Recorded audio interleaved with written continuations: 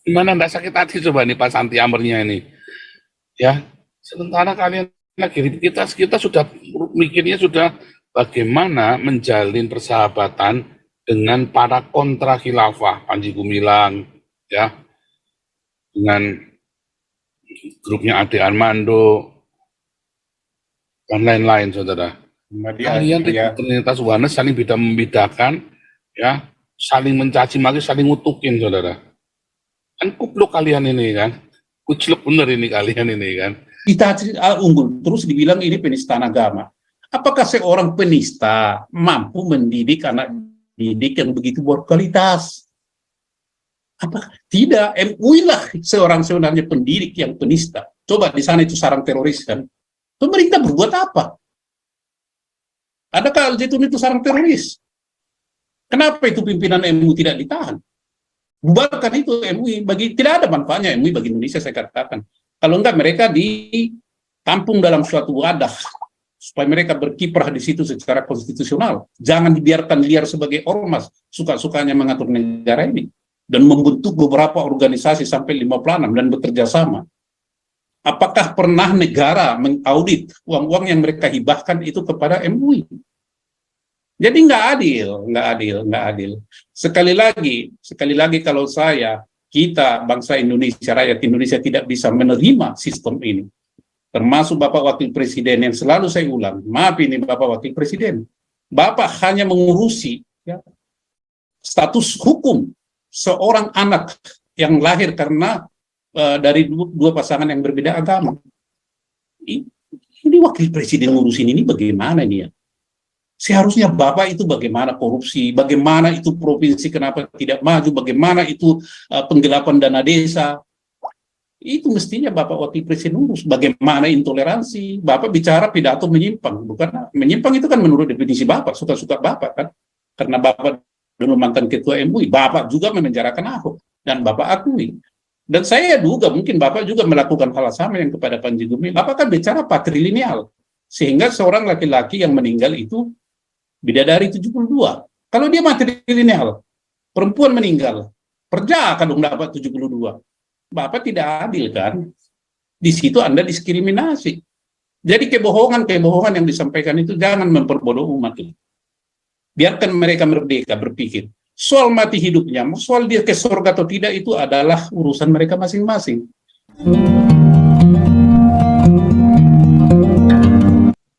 Mana nih Anto Jawa Tengah nih?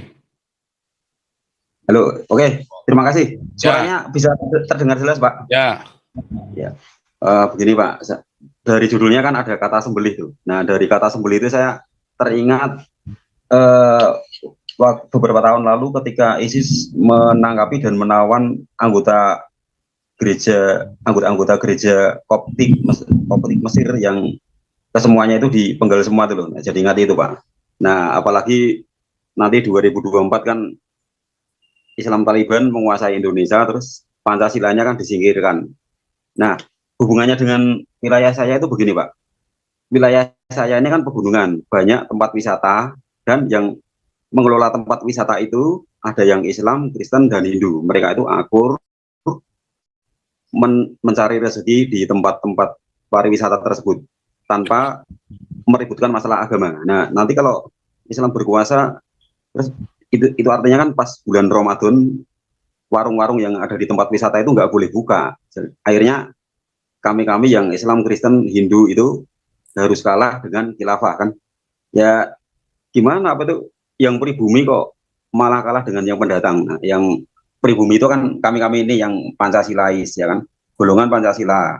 Lalu yang pendatang itu yang golongan khilafah itu. Jadi kami ini yang Pancasilais ini dipaksa bertekuk lutut pada mereka yang khilafah itu. Nah, itu kami dengan apa yang diserukan oleh Nabi ke-26 ini pengen itu memberi apa itu nasihat atau seruan atau apa kepada bapak-bapak TNI di Kurambil, di Kodim atau di apa gitu yang di wilayah saya ya, saya ngomongnya di wilayah saya, agar kalau ada orang-orang yang begitu itu yang khilafah gitu ya itu hajar saja lah, seperti pada zaman Presiden Soeharto dulu, tangkapi, penjarakan, kalau perlu diapain terserah, yang penting Pancasilanya tetap tegak dan tempat-tempat pariwisata di wilayah saya yang daerah pegunungan ini bisa tetap eksis gitu. Dan warganya yang itu tadi, yang Islam, Kristen, Hindu itu ya mayoritas kebanyakan dari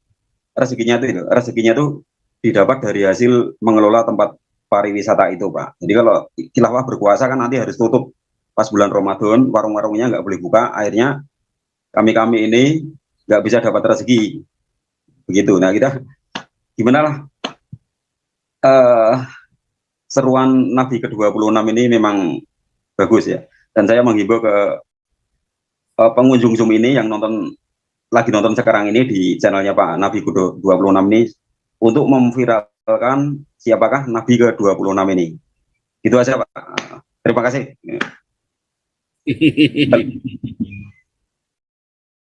Ya, Paling penting itu kalian semua kalau masuk ada orang lagi Trinitas Oneness lagi saling misu-misu itu, lagi saling membedakan atau unitarian segala macam, kalian masuk bilang, bubar, terus sama bidah jangan saling membedakan, diakonia yang kencang, masuk neraka kamu nanti, gituin ya.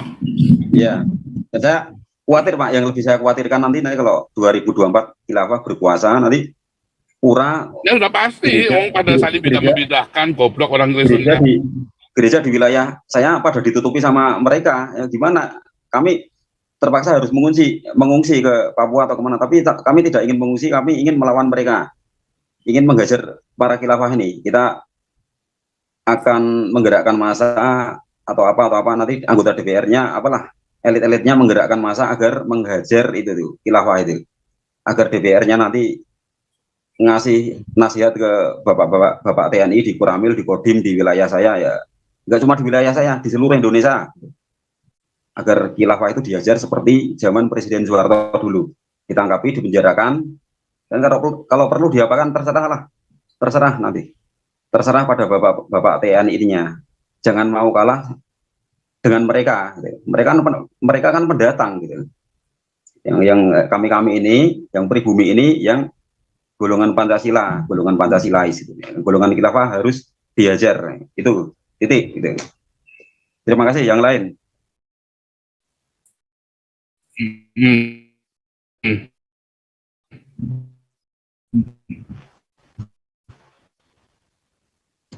Yang lain pada speechless, pada umat. Bentar.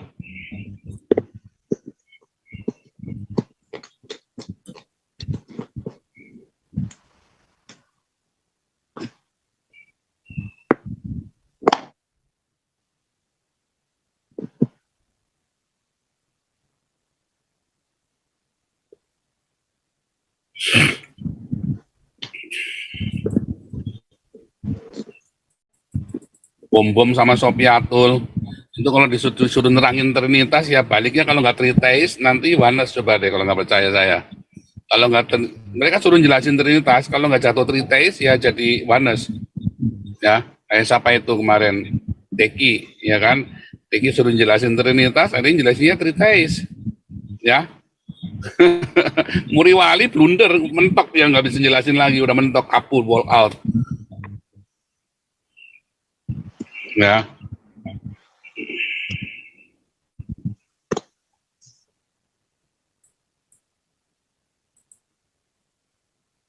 Samarinda luar biasa ini. Waduh, sawer kok Paul, biar channel sebelah pada demam sawer, pada kejang-kejang. Luar biasa, sawerannya kencang-kencang saudara ya. God bless you Samarinda. Saudara, yang saya mau adalah ya, coba Pak Santi Amer, ya Bu Linda, Bu Lis, Pak, ya, dan tim kita semua ya, Galarua, sampai pada babak belur, coba saudara, kecapean, lari sana lari sini, ya, untuk bagaimana bisa membela hak-hak orang tertindas, yang cuma dikacangin sama polisi. Kita pikir lagi caranya bagaimana, ya, kadang-kadang nomboki pakai duit pribadi mereka, karena dana yayasan nggak ada, kurang ya, karena kan udah dapat macam-macam. Terus Anda cuma ribut Trinitas Oneness, saudara, gimana Anda sakit hati, saudara?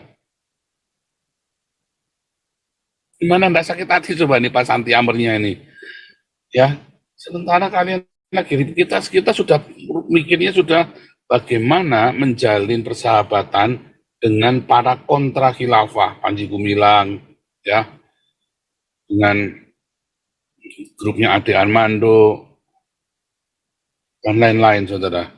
Kalian Trinitas Oneness saling beda membedakan, ya, saling mencaci maki, saling ngutukin, saudara. Kan kupluk kalian ini kan, kucluk bener ini kalian ini kan.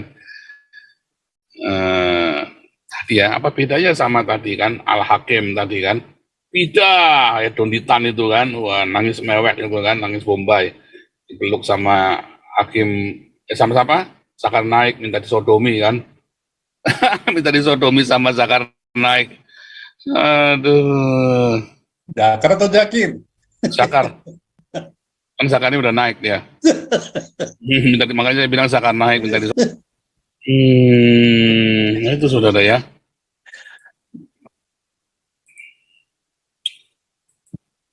Sementara Galarua ya berusaha terus ya.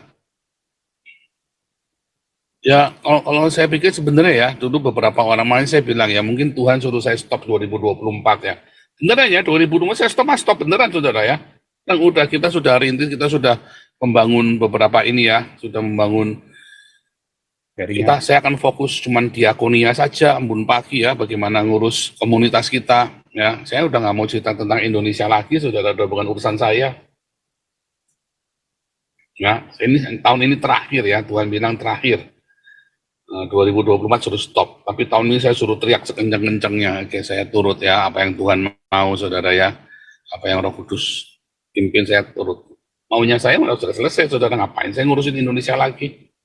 Enak-enakan duduk manis di sini ya kan. Saya juga di sini banyak tuayan juga ya, sibuk sekali.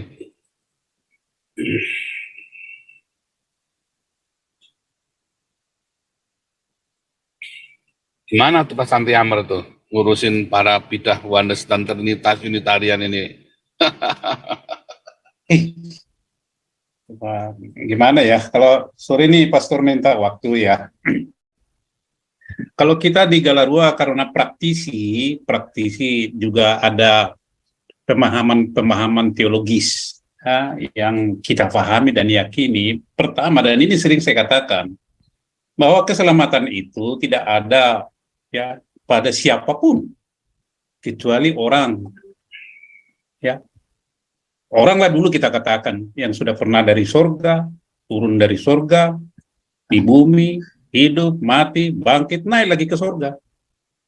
Hanya itu orang yang saya percaya dan saya yakini, kami Galarua. Itu yang pertama. Nah yang kedua, untuk kita merdeka, kita harus dimerdekakan. Dan kemerdekaan itu kalau kita mengenal kebenaran yang sesungguhnya. Ya kan?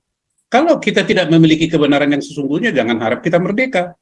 Ini yang selalu saya percakapkan juga dengan ya yang hari minggu kemarin itu saya sampaikan ini kepada Prof. Syekh Panji Gumilang.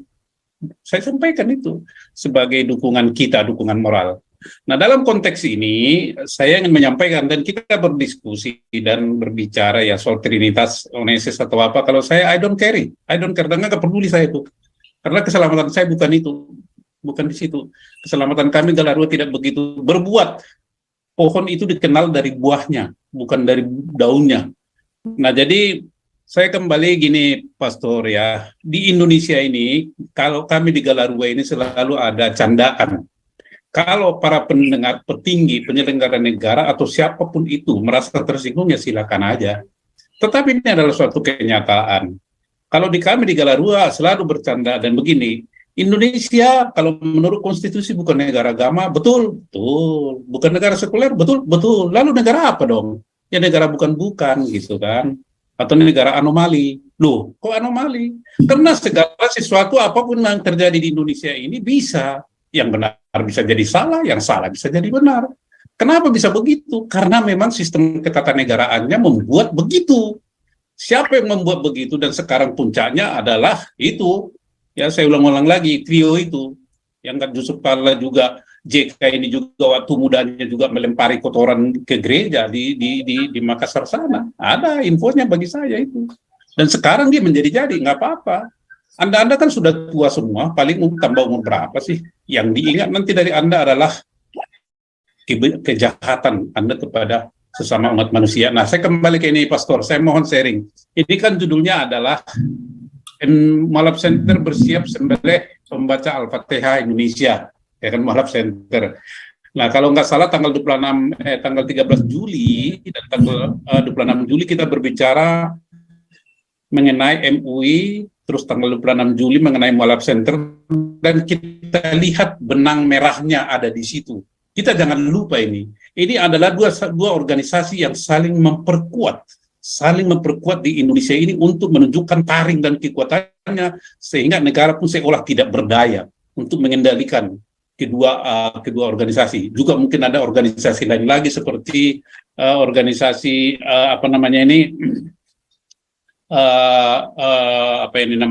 pimpinan Dewan Dakwah Islamiyah Indonesia, DDI. Banyak sekali, dan mereka ini berkolaborasi yang tujuannya itu sebenarnya apa?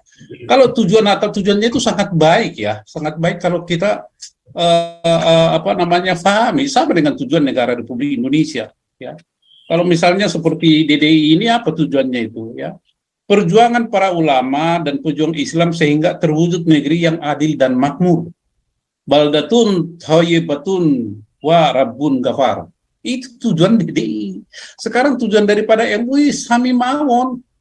Tujuan Mualaf Center sami mawon. Tujuan negara Republik Indonesia sami mawon. Tetapi yang membedakannya itu apa? Caranya itu. Kalau mereka itu harus menegakkan Quran, Sunnah, dan Syariat Islam di dalam cara mencapai itu. Di luar itu tidak ada. Yang menentang sembelih. Itu. Kalau NKRI beda, Pancasila.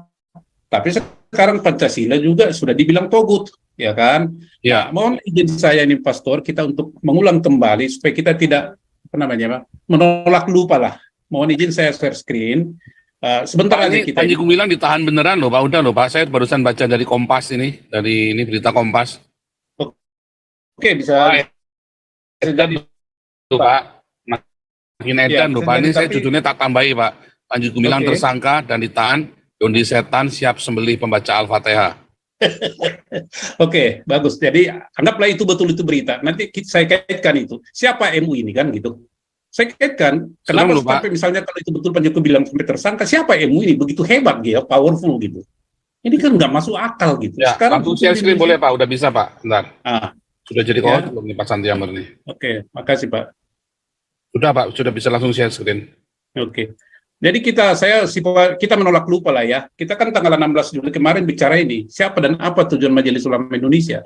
Saya tidak bicara ini, tapi intinya begini. Ya, mereka itu membentuk suatu kelompok, ya, suatu kelompok yang membuat atau lembaga lah. Yang mereka intinya adalah suatu pusat kajian, suatu pusat merumuskan segala sesuatu untuk menyikapi perkembangan daripada ilmu dan teknologi di masyarakat. Ya, supaya umat ini hidupnya jangan menyimpang daripada ajaran Islam itu sendiri. Jadi mereka yang merumuskan. Contoh sertifikat halal, mereka yang merumuskan. Atas dasar apa? Atas dasar ini, ya. Atas dasar ini Al-Quran. Nah, itu tujuan mereka. Jadi mereka menghimpun suatu orang-orang yang namanya ulama. Ulama itu pengertiannya adalah orang-orang yang berilmu pengetahuan, yang cerdas, yang takut akan yang mereka sembah.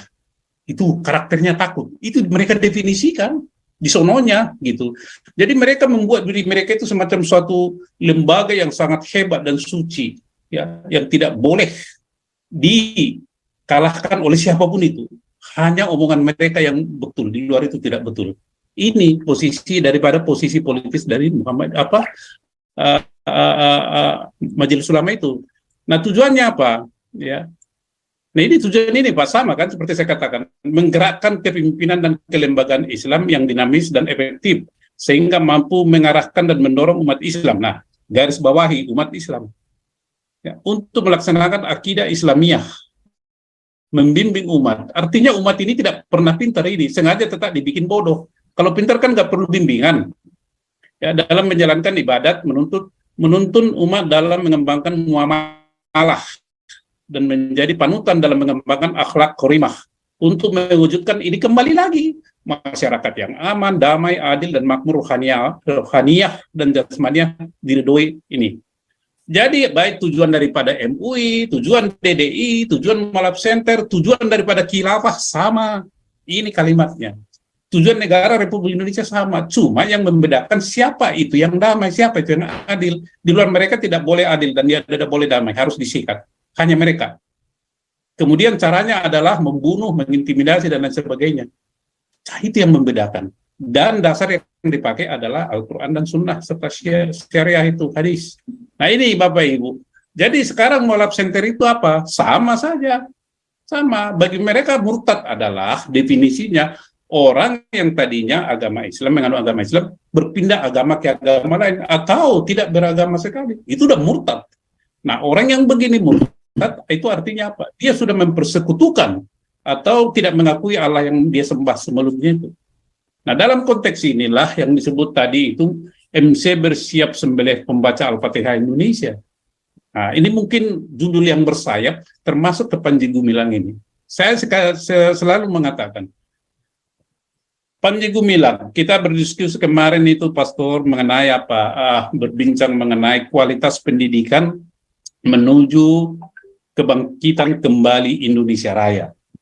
Di situ ada itu dari Indramayu, ada itu Kiai dari Majalengka kalau nggak salah bicara dan mendukung itu sepenuhnya. Jadi kalau misalnya nanti Panji Gumilang ini ditahan, ini mungkin test case. Ada nggak gerakan daripada masyarakat? Ada nggak penolakan daripada sebagian penganut agama Muslim atau tokoh agama yang di NU atau MUI? Nah ini mungkin test case ini Pak. Test case. Kalau nanti ada pergolakan, pemerintah akan berpikir kembali.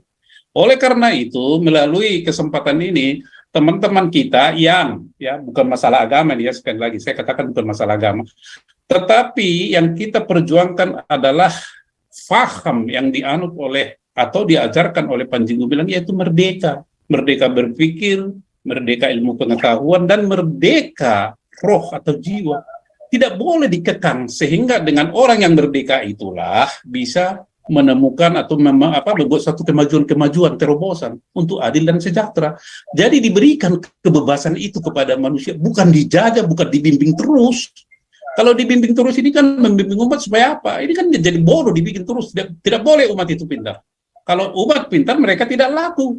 Nah inilah dampak politis yang dikhawatirkan menurut saya, dikhawatirkan oleh MUI dan yang lain-lain itu. Kalau nanti di Indonesia ini, seperti santriawan dan santriawati yang diproduksi oleh Al-Zaitun, yang berpikiran modern, bersemangat pesantren, tapi sistemnya modern, terbuka ke dalam segala informasi dan ilmu pengetahuan yang rasional, tetapi tetap mereka menganut ajaran Islam kontekstual.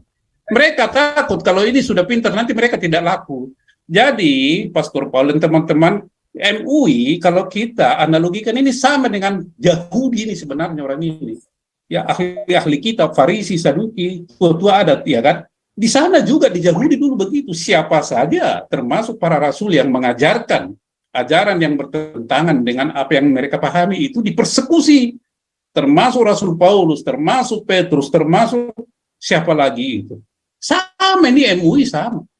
Pokoknya siapapun yang bersuara lain daripada mahkamah agama yang ada di Israel atau di Yahudi sana akan dipersekusi. Sama dengan MUI. Maka menjadi pertanyaan adalah, begitu powerfulkah MUI kalau dia melapor pemerintah atau polisi Republik Indonesia ini cepat-cepat merespon dan memberi reaksi, memproses. Contoh, ini saya sampaikan ini. Tadi salah seorang pengacara kita, ya, saya suruh tindak lanjuti laporan kita itu mengenai teror yang dilakukan oleh Hani Kristanto kepada salah seorang apologet Kristen. Anda sudah laporkan kapan itu LP masuk? Bulan Mei. Sekarang udah di mana prosesnya? Berbeli bagaimana? Tanya kapan ini BAP, apalagi yang kurang? Beri contoh. Kenapa ada yang ada di satu kejadian? Begitu MUI melaporkan, pagi sore ditangkap, kirim 43 polisi, besoknya tersangka. Sama dengan ini dengan Profesor Panji Gumilang. Coba. Tapi kalau kita ini melaporkan ini mulai bulan Mei sampai dengan hari ini, tidak ada proses sama sekali. Jadi teman-teman di luar negeri, inilah keadaan Indonesia. Kalau pemerintah Indonesia, penegak hukum Indonesia bermain-main dengan ini, jangan salahkan nanti rakyat ini akan marah. Marah, marah. Dan MUI pun sebenarnya ini adalah ormas. Memang ya, inilah undang-undang Sisdiknas itu. Ada di situ satu pasal yang memberikan kewenangan kepada ormas untuk melakukan pengawasan, untuk melakukan evaluasi kepada sistem pendidikan di suatu lembaga. Ini konyol ini, undang-undang begini. Siapa yang membuat pasal itu? Di rencana undang-undang Sisdiknas yang baru juga ada ayat itu. Nah, saya berharap Galarua jangan hanya bersuara di sini, yang pintar, yang profesor, yang dokter, bikin paper, sampaikan kepada DPR ini, tolak ini pasal ini, tolak pasal ini dengan alasan-alasan yang masuk akal. Kemarin, ini saya ini kesal ini melihat Menteri Pendidikan ini. Ya, beliau memberikan ada perkumpulan festival apa itu sama pendidikan. Yang diundang siapa? Ganjar. Yang diundang siapa? Anies. Yang diundang siapa? Prabowo. Salah nggak? Nggak salah. Itu hak beliau. Hak beliau itu. Kita nggak boleh. Tetapi yang kita tidak bisa terima adalah dia berbicara di situ, hendaknya kebijakan pendidikan itu dilanjutkan. Kebijakan pendidikan itu dilanjutkan. Apa artinya kebijakan? Kebijakan adalah peraturan perundang-undangan menyangkut sistem pendidikan nasional. Sekarang ada di Indonesia ini peraturan perundang-undangan 5 atau 6 itu yang mengatur khusus sistem pendidikan nasional. Mulai dari guru, agama, pesantren, dan lain sebagainya. Itu mau dijadikan satu. Tetapi bukan itu intinya bagi saya. Untuk apa dia mengatakan itu? Satu, kalau dia mengatakan sistem pendidikan nasional dilanjutkan, itu kan dia khawatir, takut.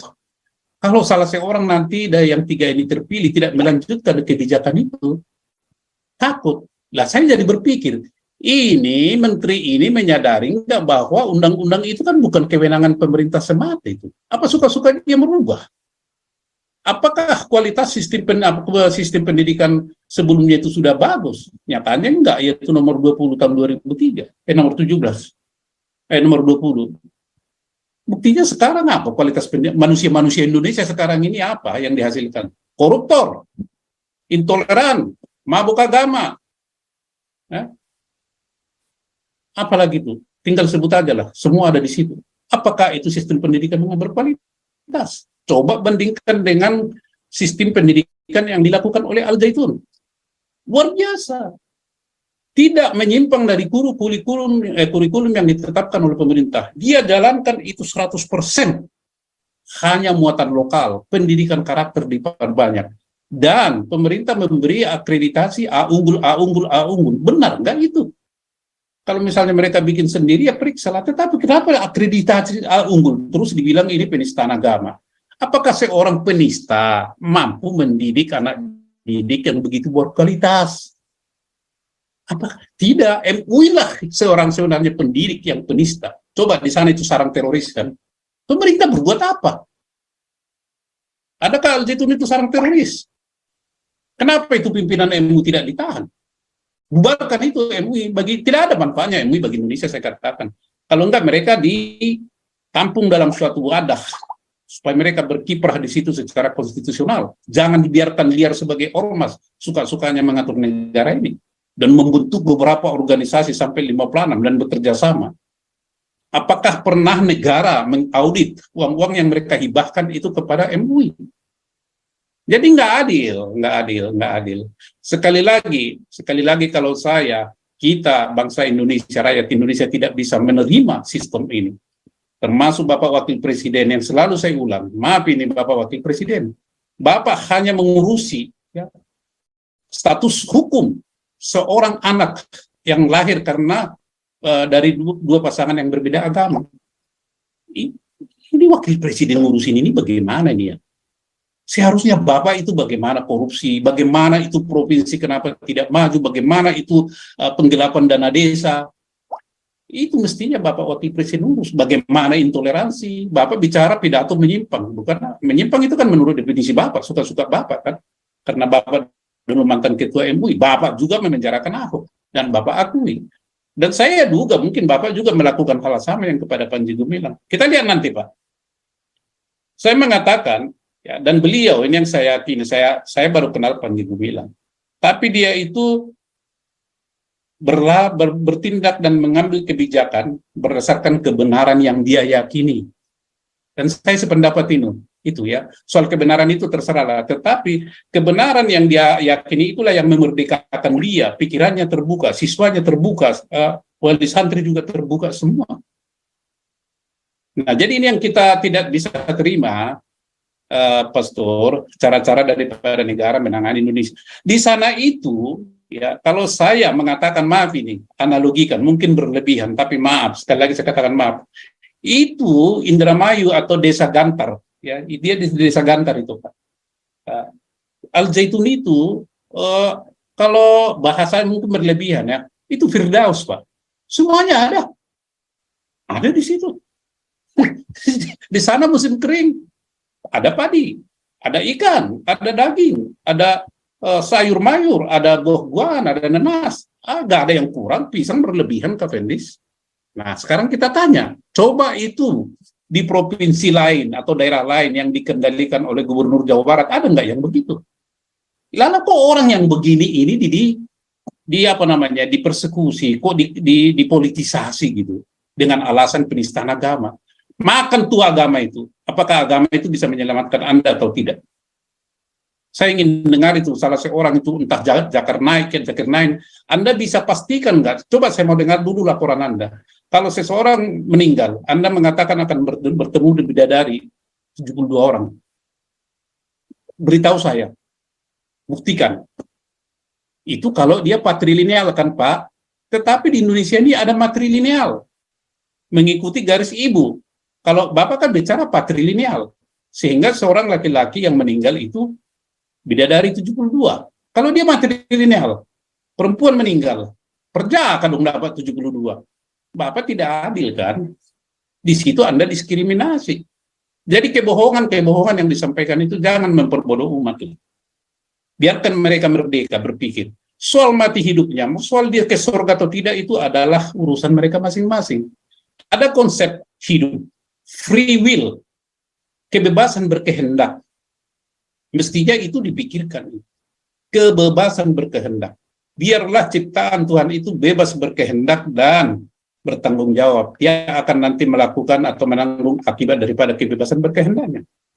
Kalau misalnya Sang Khalik, Maha Kuasa, alam semesta ini, tidak memberikan kebebasan berkehendak kepada kita ini, udah pitos kita ini Bapak Ibu, para ustaz, habis kalau dia tidak memberi kebebasan berkehendak. Tetapi kan dia memberikan kebebasan kehendak dan menghargai itu. Pada waktunya nanti diminta pertanggungjawaban. Mestinya posisi itu yang diperankan oleh para ahli kita, para parisi, para saduki, para tutu adat dijauh di sana, yang sama dengan MUI dan yang lain-lain. Jadi MUI ini adalah meniru cara kerja Yahudi. Jadi sebenarnya Anda adalah Yahudi. Tapi orang Yahudi itu enggak loh Pak. Orang Yahudi itu menerima perbedaan pendapat loh Pak. Orang Yahudi menerima contohnya ya Pak, di dalam Talmud itu. Maka ini nanti penistaan, terserah. Ya Anda ini di atas hukum. Terima kasih Pastor Paul, ini saya sampaikan sebagai tanggapan daripada judul pembicaraan kita malam ini itu SS bersiap sembeli pembaca Al-Fatihah Indonesia dan Panji Gumilang. Orang Yahudi itu menerima perbedaan Pak Santi Ahmad. Terima kasih teman-teman ditambahin. Ini yang saya katakan ini bukan saya marah ya, ini semua ada datanya. Pak Santi Ahmad. Datanya dan semua selalu saya catat itu. Saya tidak bicara. Pak Santi Ahmad. Saya bertanggungjawabkan ini, ada sumbernya. Pak Santi Ahmad. Ada literaturnya. Terima kasih. Tuhan Pak Santi Ahmad nggak dengar suara saya ya?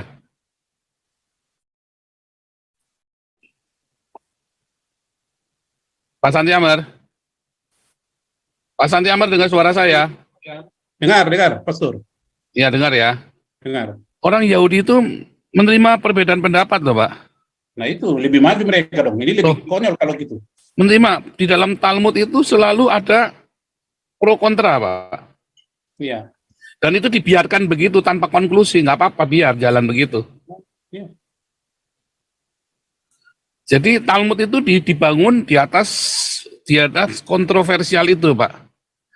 Ada yang pro Tuhan Yesus, ada yang pro Yesus, ada yang kontra dengan Yesus, ada yang pro dengan ini, kontra dengan ini, selalu Pak, dan itu dibiarkan loh Pak.